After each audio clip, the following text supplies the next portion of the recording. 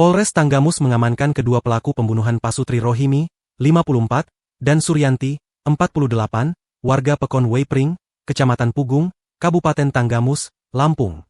Kedua pelaku pembunuhan Pasutri di Tanggamus ialah Aman Atmajaya, 34, dan Ari Jupen Anggara, 30.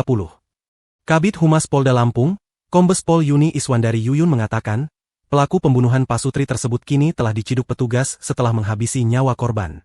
Kedua pelaku langsung diamankan polisi setelah melakukan aksinya menghabisi nyawa korban, kata Kabid Humas Polda Lampung, Kombes Pol Yuni Iswandari Yuyun, Minggu, 14 Desember 2025. Sebelumnya, Pasutri di Tanggamus ini ditemukan meninggal terbunuh di dalam rumahnya pada Minggu dini hari, 14 Desember 2025, dengan kondisi bersimbah darah. Kedua pelaku pembunuhan ternyata merupakan tetangga korban yang rumahnya berdekatan. Para pelaku pembunuhan ternyata juga merupakan teman dari anak korban, dan dengan kedekatan tersebut, membuat pelaku mengetahui kondisi rumah korban.